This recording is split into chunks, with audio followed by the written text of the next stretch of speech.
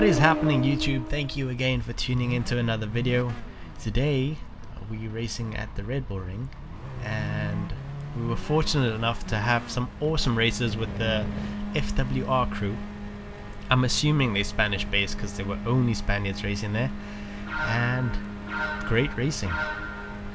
So starting off on lap 1 as we do, and this is I think my first race, so very careful, very tentative, didn't want to be making any crazy mistakes. And yeah, these guys were quite a bit faster than me, so I figured I'd just sit back and watch, and if a gap opened up, I'd take it. But yeah, no fighting in the first couple of laps. That's kind of my philosophy. So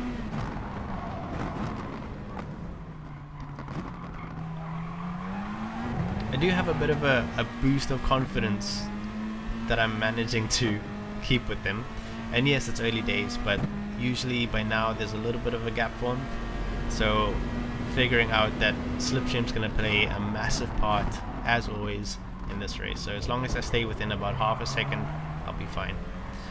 And because I'm not going to be fighting, I'm comfortable just letting that gap run a little bit so that I can see my lines, hit my braking points, hit my lines the way that I want to.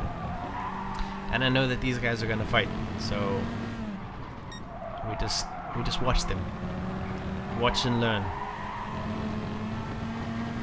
I do also need to be aware of the guy behind, and also an appearance from Shadow GT himself. No, obviously we know that's not the real one, but he's quick, so we don't want to be disrespecting the pace that he has. I don't think he got the best qualifying time, or what he's capable of, but he'll definitely work his way up through the field, I'm sure. Right, so we're giving them that half a second space. We're finding out where we're faster, where we can make a move. Definitely not turn 1. Probably the worst place you can make a move if you're thinking about it. But yeah, it looks like P2 is about to make a move, and I don't even know what to say his name, or how to say his name. But yeah, that was definitely going to happen, and that bunches us all back up again. My brain right now is shifting to being less cautious, getting a little bit closer because I'm worried about the guy behind, and if he just stabs it into a little gap, then we sort of just drop down the order. So closing that gap up just a little bit. Wouldn't say I'm too comfortable racing like this, but it makes for some awesome video, I hope. So we're gonna try and keep it clean and close. Not the easiest of things to do, but hey.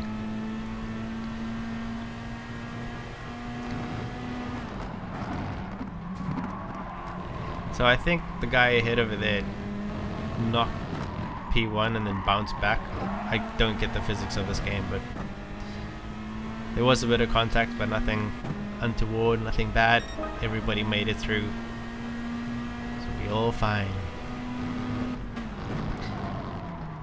Worth to see that we can make quite a bit of time on them through turn 1, so that's good to know.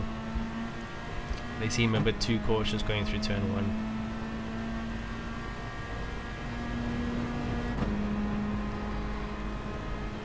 Let's wait for the craziness.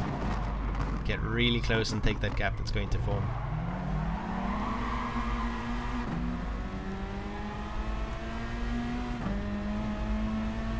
This is really one of my top races of the week, and actually all my favorite races came with these people on this day.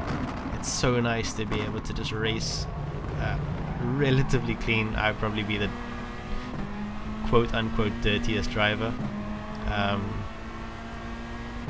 Touching FWR over there, going into turn 4 it is. But yeah, again, nothing massive, just a little touch. Just be more careful going into the next corner. So Lando car going defensive, definitely not gonna be making a move into there. There's no point making a move into a turn where there's a long straight coming up, because then you're sort of giving the position away to the next two guys behind you, so it's not worth it. So rather lose 2 or 3 tenths and then have an opportunity to overtake in the next couple of turns. So Shadow GT R4M Shadow GT is on our tails. I'm not too concerned. Like, if he's gonna go for a dive bomb, go for it, no problem. But yeah, we'll see what happens. We know we've got more pace than him, and still feeling very comfortable not pushing, just waiting for the mistake to happen, because it's going to come, definitely. There's no doubt about it.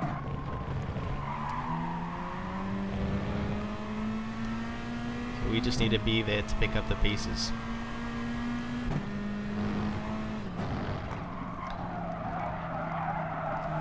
I've noticed that going into that turn over there, the braking point needs to be shifted a little bit earlier, because the slipstream is kind of washing out the front end, so you're not able to turn in, and then you kind of want to brake more, which makes it worse, because braking and turning in these front wheel drive cars are just the worst. So just brake before, get the braking done, and then turn in, and that way you carry enough speed down into the next turn. Right, so the lead is up ahead, making a move, and this is our time. It's the final lap, and we've got to make it happen right now, going into turn 3.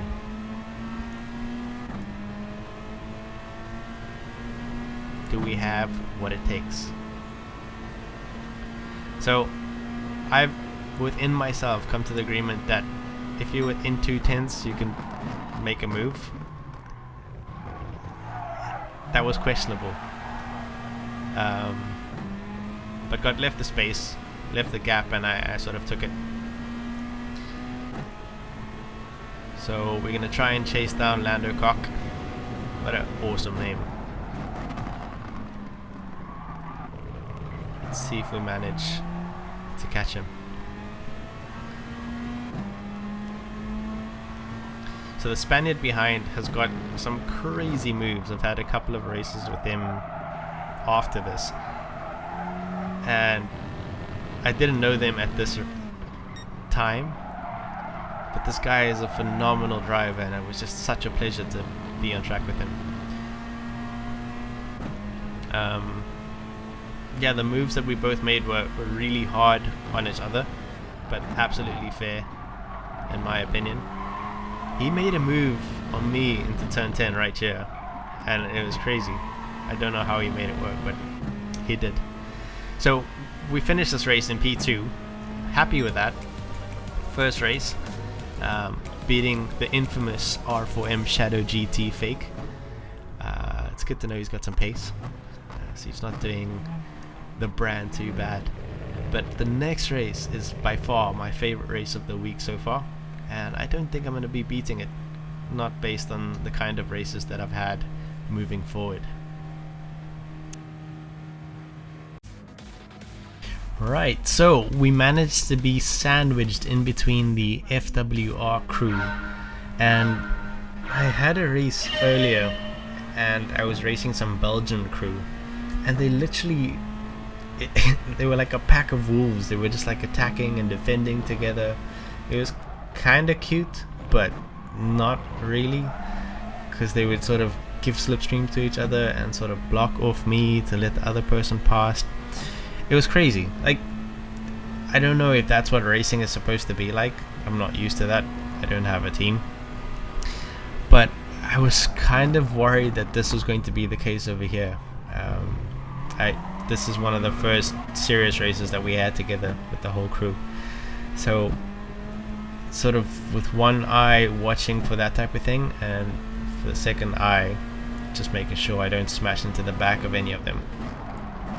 Either way, we know that the guy right up ahead of us, ELP, whatever his name is quick, and he's a good driver, so we need to make sure we stick with him, and if we can, just overtake, because that's when we know we have the advantage of him. So coming into turn 7, staying nice and close.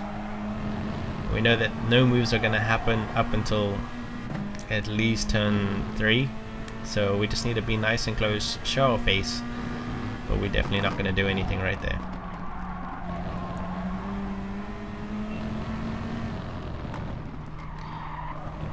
So TUX2X behind us is looking fighty, man, and he's giving me lots of anxiety, but we're going to keep going. We're not going to allow him to deter us from our main goal, which is to win this race. So we shifted a lot sooner than what we should have over there, but as is the case, we don't fight in the first 2 or 3 laps. Just keep it nice and tidy, show them that we have the pace, but don't do anything about it just yet. Just build that gap from the people behind us. This is actually quite a crazy turn too. Like, there's 2 lines. You can take the wide and sweep back in, or you can run over the curb and sort of point and shoot. I prefer doing the latter. It gives you a nice defense against someone behind you, and you can also block them off if they do take the wider line. So for me, it's the better line if someone's behind you. So now I'm not intentionally giving them that half a second gap. This is just them pulling away. I'm also driving quite badly, so I need to get my head down and sort this out as soon as possible. Otherwise, the dream of first place is gone with the wind. So we just skip down to turn 3, skipping the main straight, trying to catch up on that gap of half a second. And we also see that the FWR drivers are now ready to make a pounce. So for me right now, I'll hang left, but try and follow the driver on the right and the blue car through if he was to make a move. I wasn't close enough, so I actually bottled that, but got a good drive. We're going to see what we can do here. Try and take the inside line, and we actually make it stick. So brilliant clean move. We're going to be compromised going into turn 8, but we managed to hold the position off, and we follow ELP through. So my main goal is to make sure that he doesn't get away, because if he does, gone days. So my thinking on this right now is to not attack, just make a gap between the guy behind and myself, and make sure he doesn't get through. So I'll defend into turn 1. Some people are crazy like that. I'm going to brake really late, making sure that there's no moves. No space for the moves, man. Right, so that gap to P1 is becoming dangerous. Need to close it up. Otherwise this race is over.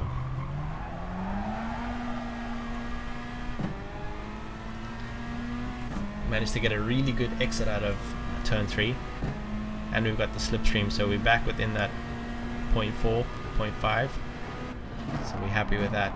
So just keep our head down, don't fight, we'll leave it for the last lap. At least that's the plan.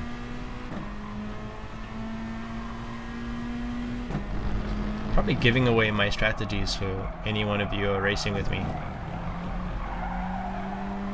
Free advice on how to beat Ross Ant. Right, so we're closing up nicely, and it looks like he's crumbling under a bit of pressure. I think he was expecting to just drive away, and having someone claw back is giving him a bit of a hassle. Let's see if we can capitalize on that. Not like that, we're not. Come on, lads, you can do it.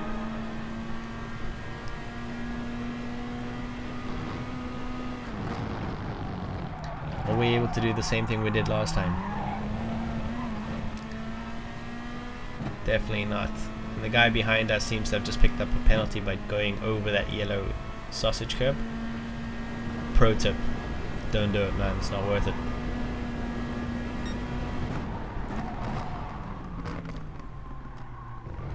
Oh, I don't know if you noticed that, but just before the turn, just before the braking point actually, I lifted off, which for me helps with the undercut. It gives me just a little bit of extra leeway so that I can hold the line so that he can't drive through that gap that opens up if I was to take it at full speed. That's a good one. Another good one is that we're on FWR's backside and we're gonna take whatever gap comes right now. And that's that one right there, the same move we made before. What a move. And this is probably one of the closest racing I've had, and I can't believe we managed to keep that on the outside. That was fantastic. Like, I'm not even mad. That was amazing. I know I can't make this move, but I'll just show my face anyway. And now I need to defend from the guy behind, so the race is done. But man, oh man, I was so pumped after this. I was smiling for coming second.